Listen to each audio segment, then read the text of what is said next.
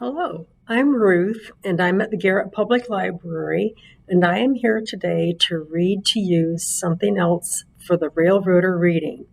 My readings today are going to come from the September issue of Reader's Digest. My first thing I would like to read is entitled A Gem of a Proposal. It's written by Kathy Free from the Washington Post. Christian Lydon was in 8th grade when he hatched a grandiose plan to create a personalized engagement ring for his future fiancée. Never mind that he didn't have a girlfriend.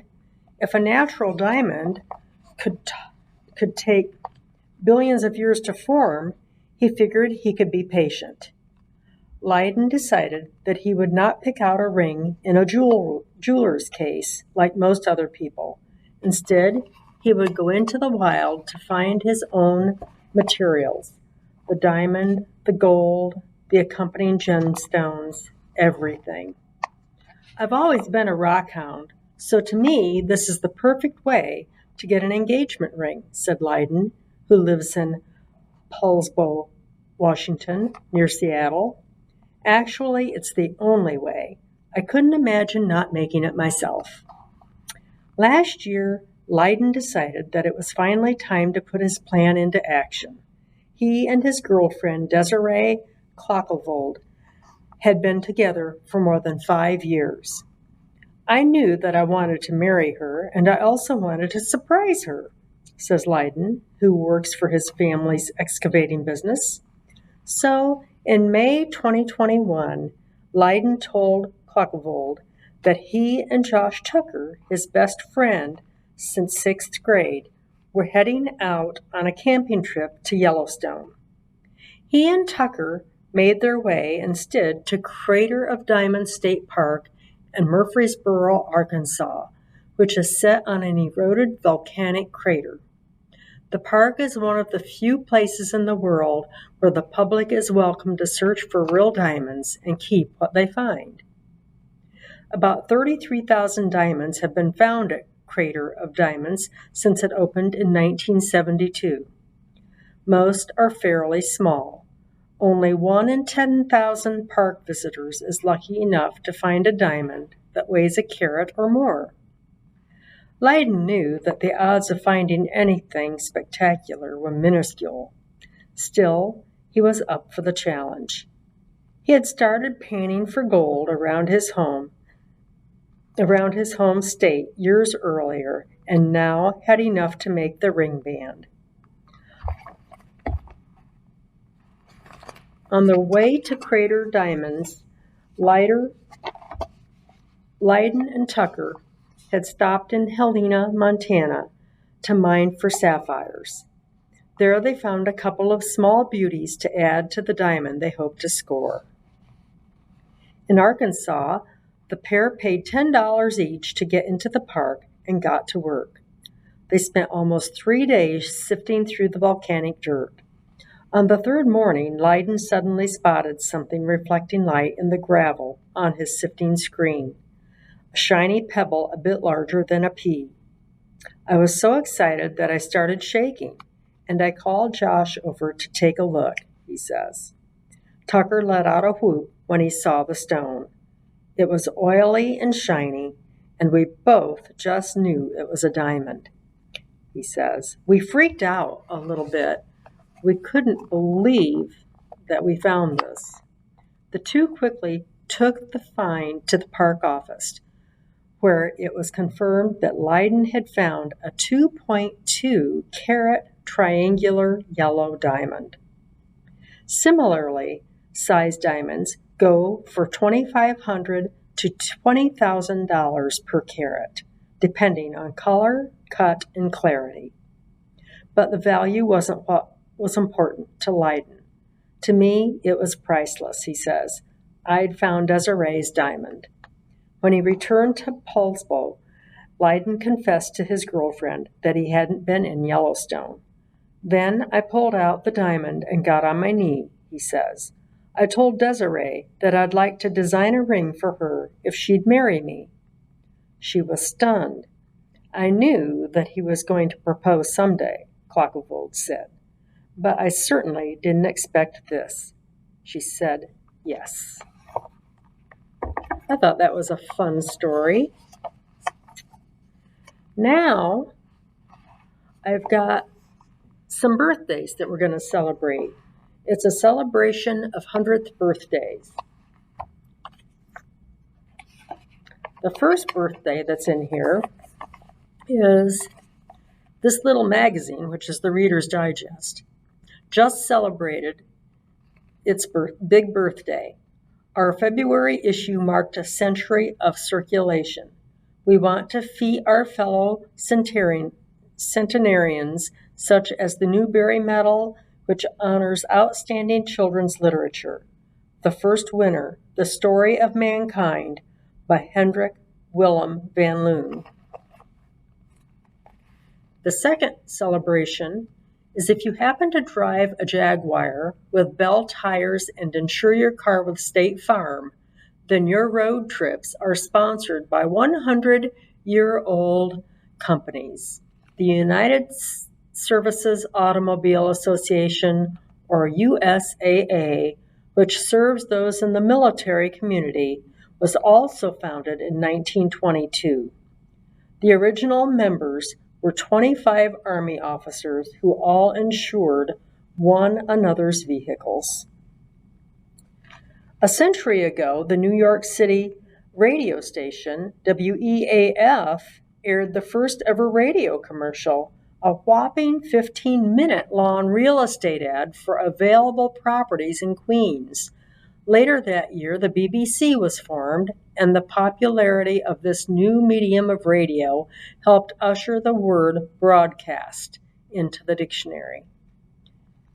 The fourth celebration is other words that got official entries in 1922 include bypass, as in the road, sidecar, as in the cocktail, tracksuit, and polyester. Eyeshadow was also added that year, even though it's been worn since the time of ancient Egypt. Egypt also formally gained its independence in 1922. The fifth celebration is the blender. The blender was born 100 years ago. Its inventor, Stephen Poplawski, a Polish immigrant to Racine, Wisconsin, also the home of Horlicks malted milk, Poplawski's blender helped make the modern milkshake possible. And in fact, the first shake made with ice cream came together at a Chicago Walgreens in the summer of 1922. The sixth celebration is America's first chocolate-covered ice cream bar, the Eskimo Pie, renamed Edie's Pie in 2021. Was patented in 1922. Creator was Christian Kent Nelson. He partnered with chocolatier Russell Stover on the treat. Then the pair sold the manufacturing rights to a few ice cream companies in Iowa. They were an instant hit as the first 250,000 bars sold out within 24 hours. Gummy bears is the seventh celebration. Gummy bears are also a century-old sweet. They were invented in Germany, where Gummibar translates to rubber bear, by Hans Riegel for his candy company Haribo. To celebrate the confectionery giant is offering special edition bags all year with blue raspberry-flavored party hats, as well as single flavor bags, a long-time fan request. The eighth celebration is the first example of skywriting in the United States. It happened in May of 1922 when Royal Air Force Captain Cyril Turner wrote, "Hello, USA," over New York City. The following day, he took to the skies, again to write, "Call Vanderbilt, 7200, referencing the hotel where he was staying. Over the next few hours, the hotel received 47,000 calls. That's a lot of calls in one day for a hotel. The ninth celebration is about water skiing. Water skiing was invented 100 years ago by a daring Minnesota teenager named Ralph Samuelson, who held on to a clothesline while his brother Ben towed him behind a boat in Lake Pepin. Samuelson then spent years developing his own water skiing equipment, but never patented any of it, so he likely never saw any money for it. Number 10 was the Rose Bowl. The Rose Bowl Stadium in Pasadena, California opened in late 1922 and has hosted the New Year's Day tradition every year since, with only two exceptions. First in 1942 due to fears of another Japanese attack following Pearl Harbor, and again in 2021 due to COVID-19 restrictions. Center Court of Wimbledon opened for matches in June 1922.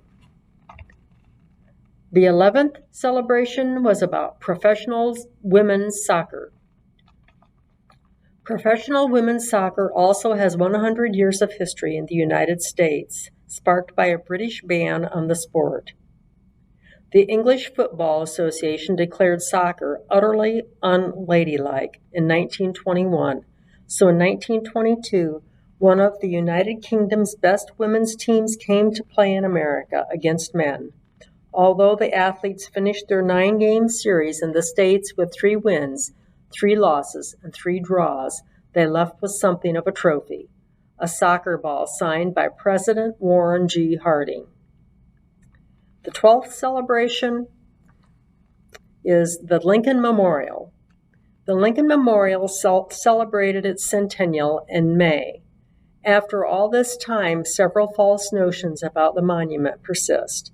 Some say, for instance, there's a face on the back of Lincoln's head.